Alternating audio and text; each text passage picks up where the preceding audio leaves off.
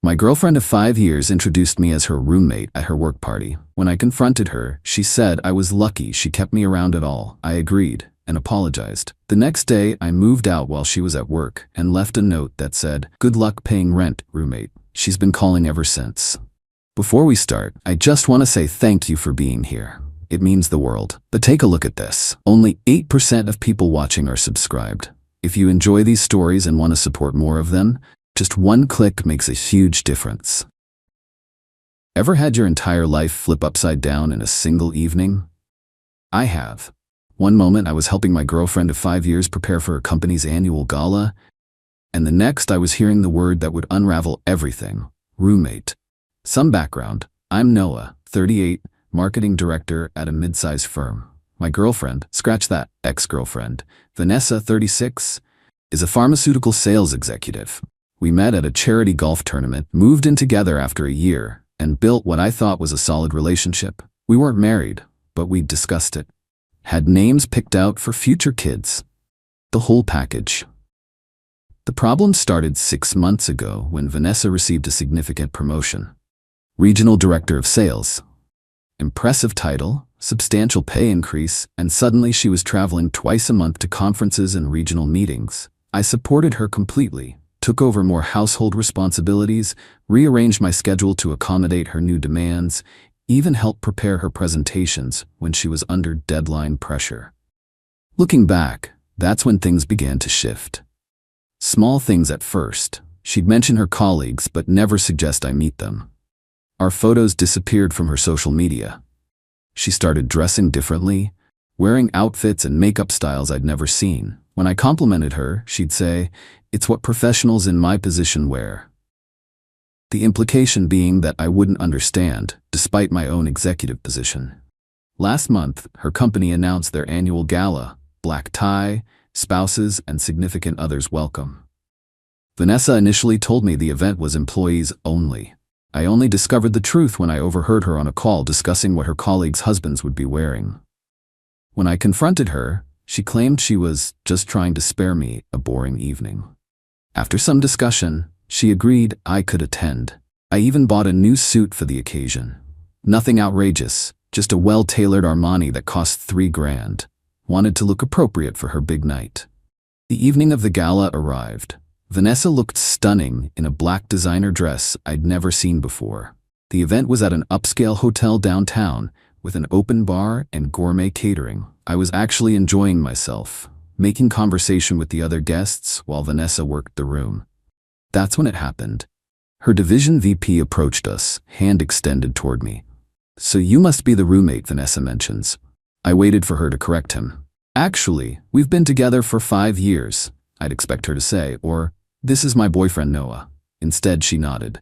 "Yes, Noah and I share an apartment downtown. It's so convenient for commuting." The VP made small talk for another minute before moving on. I stood there, champagne glass frozen halfway to my lips, trying to process what had just happened. "Roommate?" I whispered once we were alone. She shrugged. "Don't make a scene. Graham is a traditional guy. He values family and thinks workplace relationships are unprofessional." "We don't work together," I pointed out. "And since when is having a committed relationship unprofessional?" "You don't understand corporate politics," she hissed. Then she plastered on a smile as another executive approached. For the next 2 hours, I was introduced as her roommate, or simply Noah, to at least a dozen people. Each time, a little more of my patience chipped away. By the time we got home, I was seething, but determined to have a rational conversation. "What was that about?" I asked as she kicked off her heels in our entryway. 5 years together, and I'm suddenly your roommate?" She sighed dramatically, like I was a child who couldn't grasp a simple concept. "It's not personal, it's professional. My relationship status isn't relevant to my career." "Not relevant? You invited me to a partner's event. I invited you because you kept pushing the issue."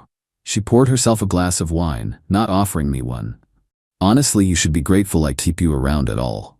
I blinked, sure I'd misheard. "Excuse me?" "Let's be real, Noah. I'm on track to make senior leadership in 2 years. My career is taking off. Meanwhile, she gestured vaguely at me. "Comfortable?" "I'm a director at my company," I reminded her. "I make 6 figures. I've supported every career move you've made. She rolled her eyes. Your company has what, 50 employees? Mine has 20,000. You're a big fish in a puddle. She took a sip of wine. Face it, you're lucky I've kept you around. Most women in my position would have upgraded by now. The words hit like a physical blow. 5 years reduced to charity she was bestowing on me. I realized I had two choices. I could fight, argue, try to make her see my value, or I could agree. I chose the latter. You're right, I said quietly.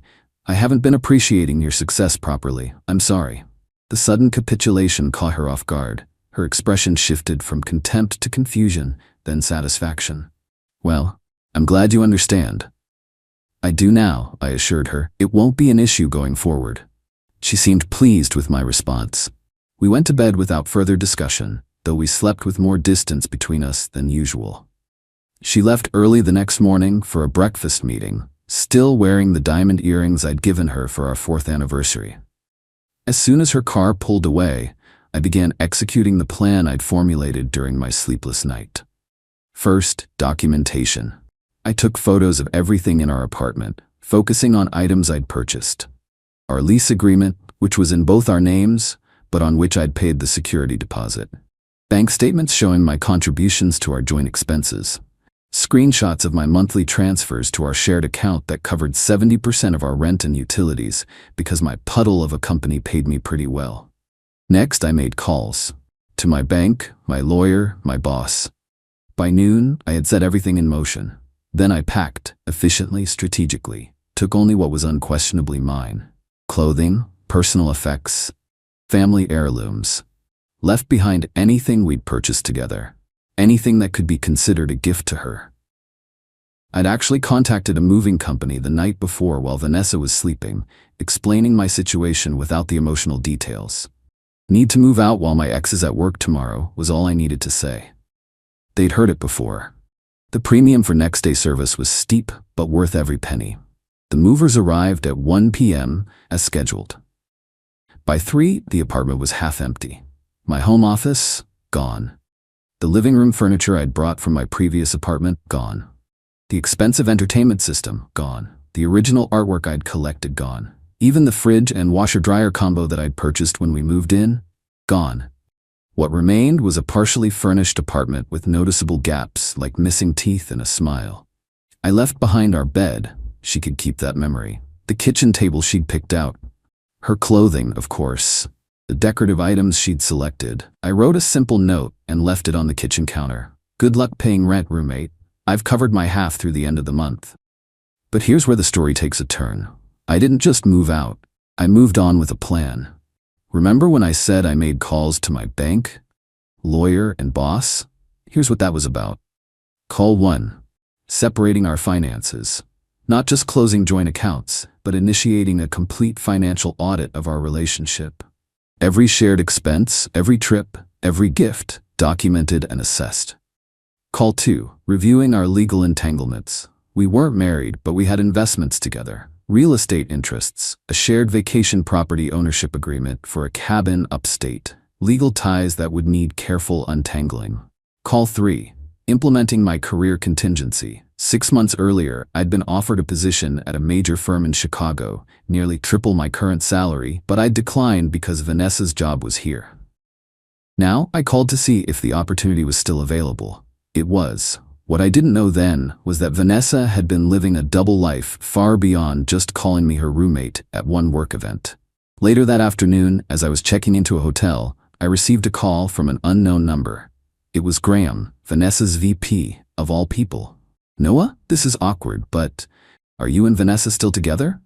Confused by his question and his possession of my number, I asked how he'd gotten my contact information. You gave me your business card at the gala, he explained.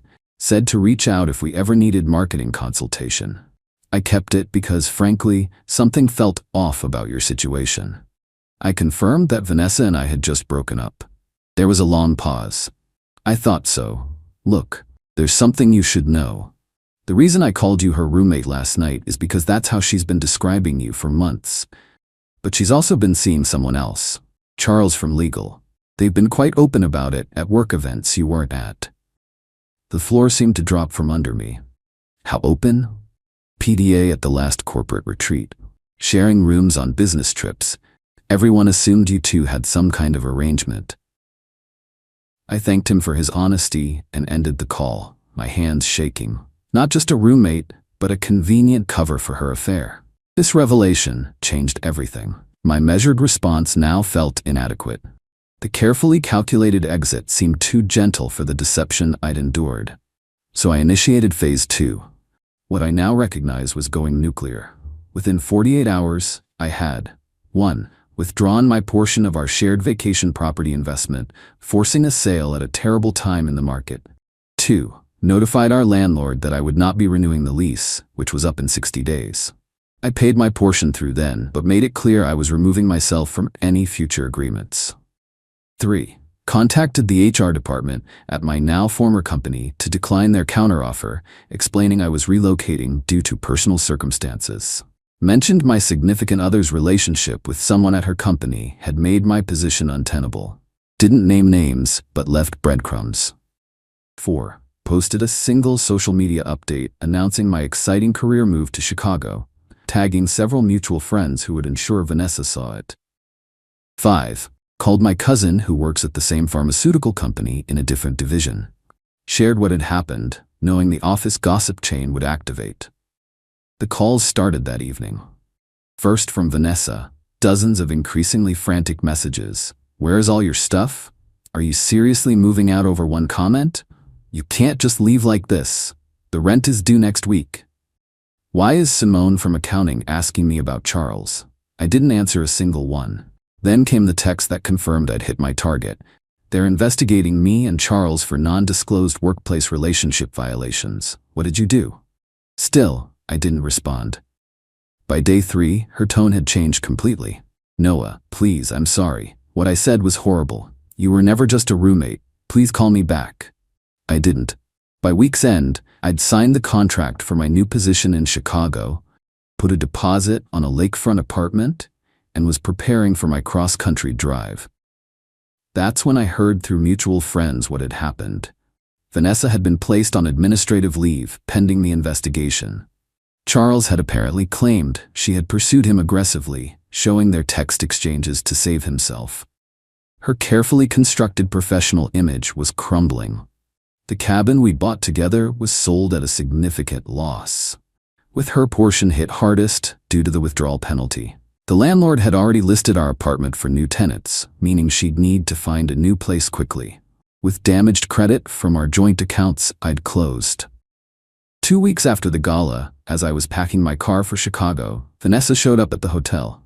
The composed executive was gone, replaced by someone I barely recognized. Eyes red, hair unkempt. I wasn't surprised to see her. My hotel wasn't a secret. I'd used our joint credit card to book it initially before switching to my personal card, knowing she'd see the transaction in the statement. Part of me had been expecting this confrontation, though I wasn't sure if she'd actually show up. Was this all because I called you my roommate? She asked, her voice cracking. No, I replied, the first word I'd spoken to her since leaving. It was because when I objected, you said I was lucky you kept me around at all. I didn't mean it. I was stressed about work and showing off for the married guy you've been sleeping with? She flinched. Graham told you. Everyone's told me, Vanessa. Apparently I was the only one who didn't know. I made a mistake, she whispered. Several mistakes, but destroying my career, my financial security, that's disproportionate. And there it was, the moment I realized I might have gone too far. Not because she didn't deserve consequences, but because I'd never intended to be the kind of person who engineered someone else's destruction. My righteous anger had curdled into something uglier. You're right, I admitted. Some of what happened, I didn't anticipate how it would cascade. Then help me fix it, she pleaded. Talk to HR, tell them you made it up. I never talked to your HR department, I said truthfully. That was all internal, and no, I won't lie to protect you. She stared at me, mascara streaking down her cheeks. I loved you, you know. It wasn't all fake. I closed my trunk. Funny thing about love, it requires respect, which apparently even as your roommate I didn't earn. I got in my car and drove away, watching her shrinking figure in my rearview mirror. Chicago was waiting, a new job, a new start. It's been 6 months now. My career at the larger firm has taken off. Turns out my skills were marketable beyond my puddle. I've made new friends, dated casually, built a life I'm proud of. Vanessa still calls occasionally. The most recent update from mutual friends is that she's been reinstated at work, but demoted. Charles was transferred to another division. She's living in a much smaller apartment in a less desirable neighborhood. The designer clothes have been sold on consignment sites. Sometimes I wonder if I went too far. If triggered by betrayal and humiliation, I became something I never wanted to be. Vindictive, calculating, cold. Other times, I remember her face as she dismissed 5 years together, the casual cruelty of someone who thought I should feel lucky to be kept around at all. The truth lies somewhere in between. I didn't just move out. I demolished the life she'd built on the foundation of our relationship. Was it proportionate? Probably not. Was it what she deserved? I'm still not sure. What I do know is this: I'll never be anyone's roommate again. And if that $3,000 suit taught me anything, it's that sometimes the price of self-respect is high, but worth every penny. Edit. Wow, this blew up overnight. To answer some common questions. 1. Yes, I regret how far things went. My intention was to exit with dignity, not torpedo her entire life. Some consequences were natural results of our separation, others were from her own actions being exposed. 2. No, I didn't directly report her to HR. I mentioned the situation to my own HR department when declining their counteroffer, and separately told my cousin what happened. The company investigation resulted from internal gossip, not my formal complaint. 3. For those saying I should have just talked to her, I tried. Her response was to tell me I should be grateful she kept me around. That closed the door on further conversation. 4. Some have asked if I've found someone new. I've dated, but I'm taking things slow. Trust doesn't come easy after something like this. Update. 3 months later. Life continues to improve in Chicago. The firm promoted me after I brought in 2 major clients. I've started seeing someone, a corporate attorney who introduces me as her boyfriend without hesitation. Vanessa's life has stabilized somewhat. Through mutual friends, I heard she's seeing a therapist and working on personal growth. She sent me a lengthy email apologizing without excuses. I appreciated that, but didn't respond. Some chapters are better left closed. The cabin finally sold after months on the market. My lawyer handled everything, splitting the proceeds according to our original investment. It was less than either of us hoped for, but fair. Looking back, I realize we both caused damage, her with her betrayal, me with my response. The difference is, I can acknowledge my part in it. That's growth, I suppose. For those wondering if revenge feels good, not really. It feels empty once the initial satisfaction fades. What feels good is rebuilding, moving forward, and realizing your worth wasn't dependent on someone else's validation all along.